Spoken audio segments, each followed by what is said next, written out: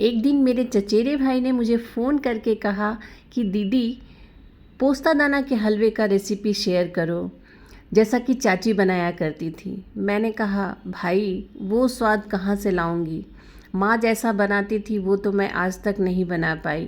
फिर भी कोशिश ज़रूर करूँगी कि जैसा वो बनाती थी बिल्कुल उसी तरह से मैं शेयर करूँ। नमस्कार, मैं अर्चना सिन्हा और स्वागत करती हूँ आपका किचन में। तो बनाना शुरू करें। वैसे तो दोस्तों पोस्ता दाना आजकल आम जन की पहुंच से दूर होता जा रहा है, ये इतना महंगा होता जा रहा है। फिर भी इसे थोड़ा सा तो हम बना ही सकते हैं। और चूँकि नवरात्रे चल रहे हैं तो फिर फास्ट के लिए भी ये बहुत अच्छा होता है। हेल्दी तो ये इतना ज़्यादा होता है कि हम काउंट ही नहीं कर सकते इसके गुणों को। तो यहाँ पे दोस्तों मैंने 150 ग्राम लिया है पोस्ता दाना, जिसे आमतौर पर हम खसखस के नाम से जानते हैं। इसके दानों को जब आप बारीकी से देखेंगे तो इसका शेप जो होता है वो बिल्कुल काजू की तरह होता है। रामदाना और पोस्ता दाना दोनों में यही फ़र्क है कि इसका शेप काजू की तरह होता है और जो रामदाना होता है वो गोल होता है। अब हलवा बनाने के लिए सबसे पहले हम क्या करेंगे कि इसे पानी में भिगो करके रखेंगे। इसे कम से कम 6 से 7 घंटे आप ज़रूर से भिगो के रखिएगा। हो सके तो होल नाइट के लिए रखिए, क्योंकि जितनी अच्छी तरह से ये भीगेगा फूलेगा उतना ही अच्छा हमारा हलवा तैयार होगा।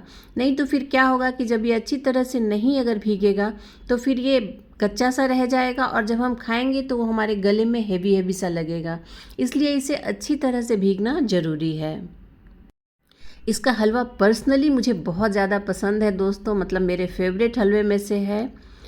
और यहाँ पे देखिए 7 से 8 घंटे हो गए हैं इसे फूलते हुए और मैं इसे अब चेक कर रही हूँ, ये खूब अच्छी तरह से भीग गया है। अब यहाँ पे सबसे इम्पॉर्टेंट जो काम होता है दोस्तों, इसे छानना।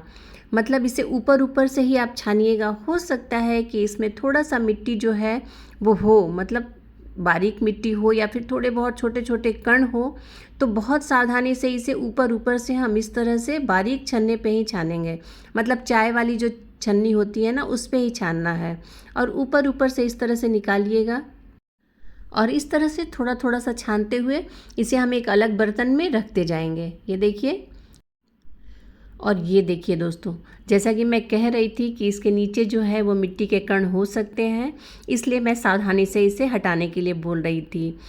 नहीं तो फिर क्या होगा कि पूरे हलवे का टेस्ट ही बिगड़ जाएगा अगर ये मिट्टी चला जाएगा तो। इसलिए हम लास्ट का इसे हटा देंगे।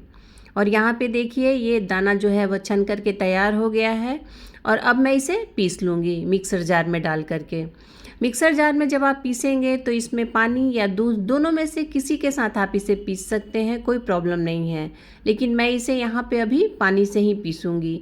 तो मैं यहाँ पे 1 से 2 टेबल स्पून इसमें पानी ऐड करूँगी और इसे बिल्कुल बारीक पीसूँगी। मतलब बारीक पीसना ज़रूरी है। 1 से 2 बार चलाने पर ये बिल्कुल बारीक पीस जाएगा, कोई प्रॉब्लम नहीं आएगी आपको। और यहाँ पे देखिए बिल्कुल परफेक्ट टेक्सचर इसका आ गया है, बहुत ही अच्छी तरह से ये पिस गया है। हाथों पे जब आप इसे लेकर के देखेंगे ये बिल्कुल चिकना हो गया है, मतलब इसमें दाना जो है वो नहीं दिख रहा है। तो ये परफेक्ट टेक्सचर है। बस इसी तरह से हम सारे खसखस को पीस लेंगे।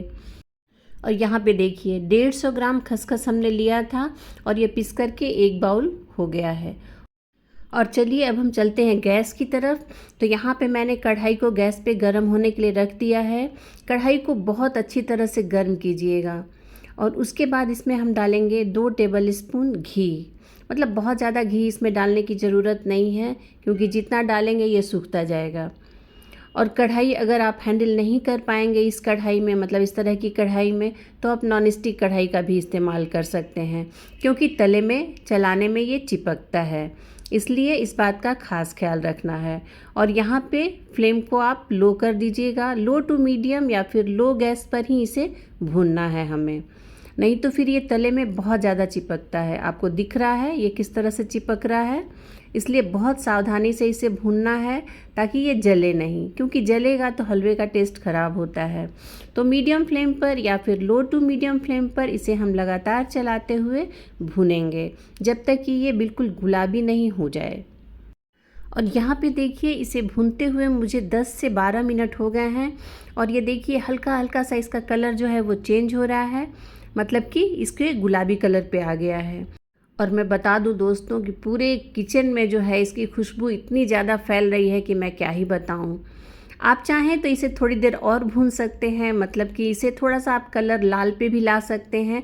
ये टोटली आपके ऊपर है। मैं इसे बहुत ज़्यादा नहीं भूनती हूँ, मतलब बिल्कुल लाल इसे नहीं करती हूँ।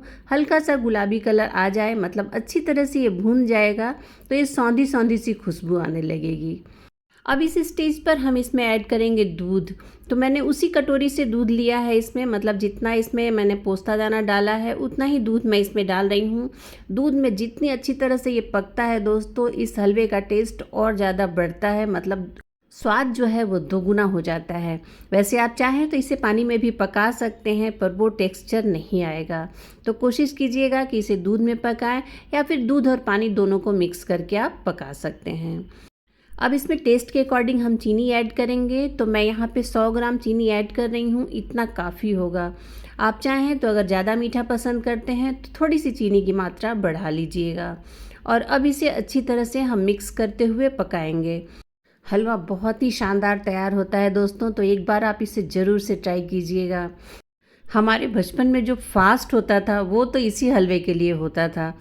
मतलब सोमवारी का जो हम व्रत करते थे तो 4 सोमवारी पड़ती थी और बस फटाफट से हम ये व्रत कर लेते थे, क्योंकि ये दाना का हलवा खाने को हमें मिलेगा। सच कह रही हूँ दोस्तों, बहुत मज़ा आता था खा कर के, और माँ के हाथों का जादू तो क्या ही कहना। और इस स्टेज पर दोस्तों थोड़ी सी सावधानी रखनी होगी, क्योंकि जैसे जैसे ये गाढ़ा होगा वैसे वैसे आप देख रहे हैं कि किस तरह से इसके छींटे उड़ रहे हैं। फ्लेम को थोड़ा सा यहाँ पे मीडियम रखिएगा, और हो सके तो सावधानी के लिए हाथों पे आप कपड़ा लपेट लीजिए, जिससे कि छींटे नहीं उड़ें। और नहीं तो अगर आपके पास कोई ग्लव्स है तो वो ग्लव्स पहन लीजिए, और उसके बाद इसे स्टर कीजिएगा, क्योंकि इसके छींटे बहुत तेज उड़ते हैं, इसलिए ये सावधानी बरतनी ज़रूरी है। हो सके तो आप क्या कीजिएगा कि अपने साइड में, मतलब फ्रंट में एक बर्तन लगा लीजिए बड़ा सा, मतलब कोई अगर ढक्कन वगैरह हो या फिर थाली हो तो उसे आप अपने सामने रख लीजिएगा इस तरह से, और उसके बाद आप चलाइएगा। इससे क्या होगा कि आपके छींटे आपके बदन पे नहीं पड़ेंगे, आपके हाथों में नहीं लगेंगे। 10 से 15 मिनट में ये बिल्कुल पक जाएगा और ये गाढ़ा हो जाएगा। और यहाँ पे देखिए 15 मिनट में ये हलवा हमारा बन कर के तैयार हो गया है। मतलब आधा घंटा जो है वो इस हलवे में लगता है। 15 मिनट आपको भूनने में लगेंगे और 15 मिनट इसे पकाने में लगेंगे, और हमारा हलवा बन कर के तैयार हो गया है। इसमें मैं थोड़ा सा ऊपर से देसी घी और ऐड कर रही हूँ, मतलब ½ टेबल स्पून, बस इतना काफ़ी होगा। और अब इसे हम अच्छी तरह से मिक्स कर लेंगे। गैस को यहाँ पे हम करेंगे बंद। मैं इसमें कोई ड्राई फ्रूट, कोई इलायची पाउडर कुछ नहीं डालूंगी दोस्तों, क्योंकि इसका टेस्ट ऐसे ही इतना प्यारा लगता है कि कुछ भी डालने की ज़रूरत नहीं है।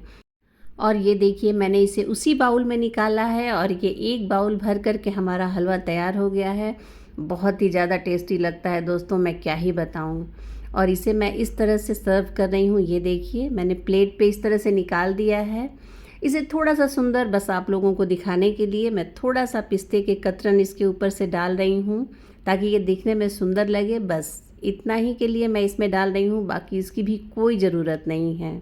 तो इसे आप ठंडा या गर्म दोनों तरह से एंजॉय कर सकते हैं। बहुत ही ज़्यादा टेस्टी लगता है। रेसिपी पसंद आए तो लाइक शेयर ज़रूर से कीजिएगा, फ्रेंड्स और फैमिली में शेयर कीजिएगा।